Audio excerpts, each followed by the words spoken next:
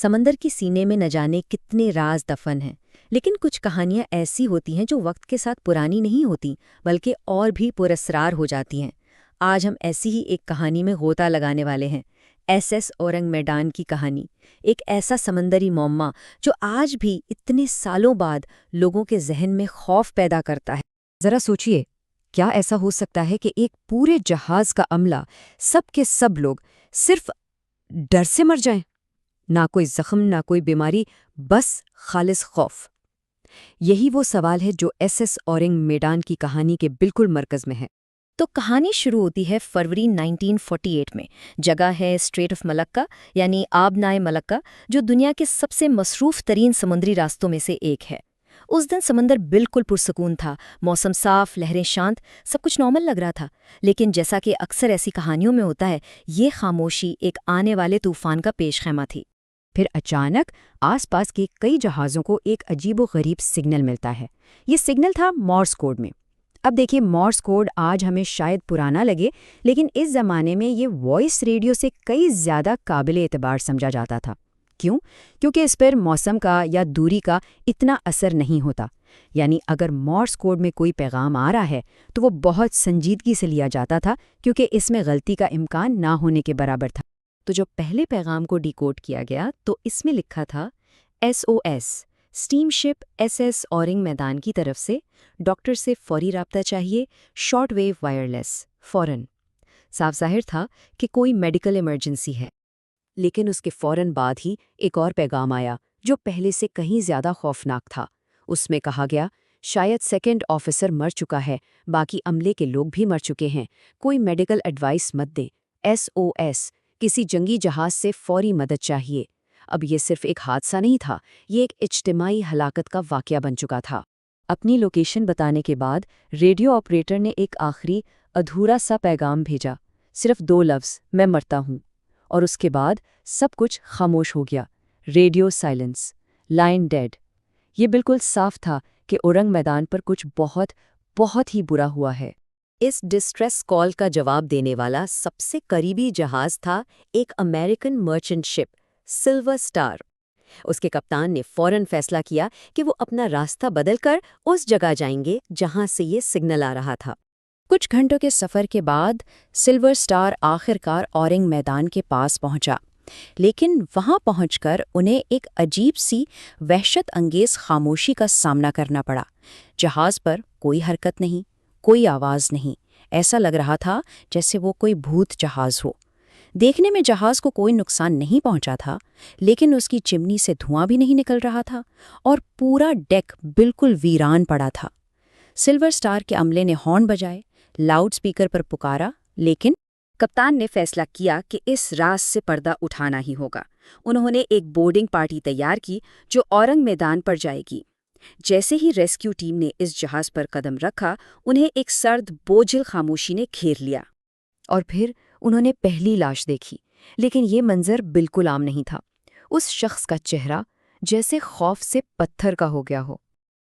آنکھیں اور منہ دہشت سے کھلے تھے، جسم پوری طرح اکڑا ہوا تھا اور بازو آگے کی طرف ایسے پھیلے تھے جیسے وہ کسی نادیدہ چیز سے بچنے کی کوشش کر رہا ہو۔ ایسا لگ رہا تھا کہ مرنے سے پہلے اس نے کچھ ناقابل یقین حد تک خوفناک چیز دیکھی تھی۔ لیکن سب سے پریشان کرنے والی بات یہ تھی کہ جسم پر کوئی زخم کا نشان نہیں تھا، نہ خون کا کوئی قطرہ، نہ کسی جھگڑے کے آثار، بس وہی خوفناک تاثر جو ہر چہرے پر جیسے جم سا گیا تھا۔ ریسکیو ٹیم جیسے جیسے آگے بڑھتی گئی، وحشت اور گہری ہوتی گئی۔ پورا جہاز ایک مقبرہ بن چکا تھا۔ کپتان اپنی برچ پر مردہ ملا، اس کے آفیسرز اپنی اپنی جگہ پر۔ ریڈیو آپریٹر جس نے وہ آخری پیغام بھیجا تھا وہ اپنی مشین پر جھکا ہوا تھا، اس کی انگلیاں ابھی بھی مورس کوڈ کی پر تھیں۔ حتیٰ کہ جہاز کا کتا بھی، وہ بھی مردہ پایا گیا، لیکن ایک عجیب غصے والی حالت میں، جیسے وہ کسی پر حملہ کرنے والا ہو۔ یہ صاف ہو چکا تھا کہ یہاں کچھ بہت ہی غیر معمولی ہوا ہے۔ ریسکیو ٹیم نے فیصلہ کیا کہ اب اس جہاز کو کھینچ کر قریبی پورٹ لے جانا ہوگا تاکہ اس کی ٹھیک سے تحقیق ہو سکے۔ لیکن جیسے ہی وہ جہاز کو ٹو کرنے کی تیاری کر رہے تھے، اچانک کارگو ہولڈ نمبر 4 سے دھواں اٹھنے لگا، اور دیکھتے ہی دیکھتے یہ دھواں ایک بھیانک آگ میں بدل گیا۔ ریسکیو ٹیم کو اپنی جان بچانے کے لیے فوراً جہاز چھوڑنا پڑا۔ وہ ابھی مشکل سے اپنی کشتی تک پہنچے ہی تھے کہ ایک زبردست دھماکہ ہوا اور رنگ میدان کے ٹکڑے ہو گئے، اور پھر وہ پراسرار جہاز اپنے تمام رازوں کے ساتھ سمندر کی گہرائیوں میں ہمیشہ کے لیے غائب ہو گیا۔ اب جب کوئی جسم نہیں، کوئی جہاز نہیں، تو ثبوت کے نام پر صرف سلور سٹار کے عملے کی گواہی رہ گئی تھی، اور اس سے یہ معمہ اور بھی گہرا ہو گیا۔ تو چلیے اب ان تھیوریز پر نظر ڈالتے ہیں جو اس واقعے کی وضاحت کرنے کی کوشش کرتی ہیں۔ لیکن سب سے پہلے ایک بنیادی سوال، کیا اورنگ میدان نام کا کوئی جہاز سچ میں تھا بھی یا نہیں؟ اچھا، تو یہاں معاملہ تھوڑا پیچیدہ ہے۔ اگر آفیشل ریکارڈز دیکھیں، جیسے کہ لارڈز شپنگ رجسٹر، جہاں دنیا بھر کے جہازوں کا ریکارڈ ہوتا ہے، تو وہاں ایس ایس اورنگ میدان نام کا کوئی جہاز رجسٹر ہی نہیں ہے۔ اسی بنیاد پر بہت سے لوگ اس پوری کہانی کو ہی جھوٹا مان لیتے ہیں۔ دوسری طرف اس کہانی کو ماننے والوں کا کہنا ہے کہ یہ وقت تھا سیکنڈ ورلڈ وار کے فوراً بعد کا۔ اس دور میں غیر قانونی اسمگلنگ کے لیے جعلی ناموں سے یا بنا رجسٹریشن کے جہاز چلانا ایک عام بات تھی۔ یہ کہانی شاید وقت کے ساتھ ایک سمندری قصہ بن کر رہ جاتی اگر اس میں ایک عجیب موڑ نہ آتا۔ کئی دہائیوں بعد پتہ چلا کہ امریکہ کی CIA نے اس واقعے سے متعلق ایک فائل کو پورے 45 سال تک سیکرٹ رکھا ہوا تھا۔ سن 2003 میں اس فائل کو ڈی کلاسیفائی کیا گیا، یعنی عوام کے لیے کھول دیا گیا۔ اس میں 1958 کا ایک خط ملا جو CIA کو بھیجا گیا تھا۔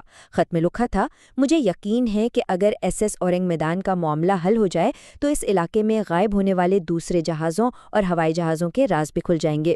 اب ظاہر ہے جب CIA جیسی ایجنسی کسی چیز کو اتنے عرصے تک چھپا کر رکھے تو کانسپریسی تھیوریز کو تو ہوا ملنی ہی تھی۔ تو سوال وہی ہے، آخر اس دن ہوا کیا تھا؟ اس معمے کی 3 بڑی تھیوریز ہیں۔ پہلی تھیوری جو سب سے زیادہ لاجیکل مانی جاتی ہے وہ ہے خطرناک کیمیکلز کی۔ اس کے مطابق جہاز پر غیر قانونی طریقے سے خطرناک کیمیکلز جیسے پوٹاشیم سائنائڈ اور نائٹروگلیسرین لے جائے جا رہے تھے۔ اگر سمندر کا پانی کسی طرح سائنائڈ تک پہنچ گیا تو اس سے ایک انتہائی زہریلی گیس بن سکتی تھی جس نے فوراً عملے کا دم گھونٹ دیا، اور نائٹروگلیسرین جو بہت غیر مستحکم ہوتا ہے وہ بعد میں ہونے والے دھماکے کی وجہ بنا۔ دوسری تھیوری اس سے کہیں زیادہ سنگین اور خوفناک ہے۔ اس کا تعلق ہے جاپان کی بدنام زمانہ یونٹ 731 سے۔ یہ وہ فوجی یونٹ تھی جو ورلڈ وار 2 کے دوران انسانوں پر بھیانک کیمیکل اور بائیولوجیکل تجربے کرتی تھی۔ مانا جاتا ہے کہ اورنگ میدان خفیہ طور پر اسی یونٹ کے بنائے ہوئے ہتھیار لے جا رہا تھا۔ اگر ان میں سے کوئی کیمیکل لیک ہو گیا تو عملے کی فوری موت یقینی تھی۔ یہ تھیوری جہاز کے انرجسٹرڈ ہونے اور CIA کی دلچسپی کی بھی وضاحت کرتی ہے۔ اور پھر آتی ہے تیسری تھیوری، مافوق الفطرت۔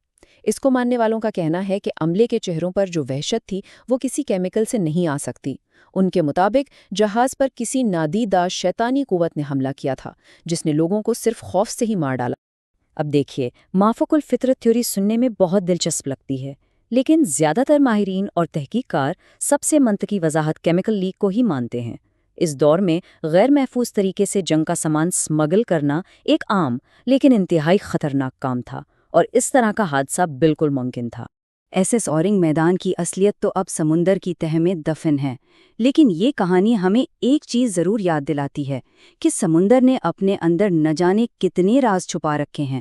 سوال یہ ہے کہ کیا وہ کبھی اپنے راز ظاہر کرے گا؟ شاید یہی سب سے بڑا معمہ ہے۔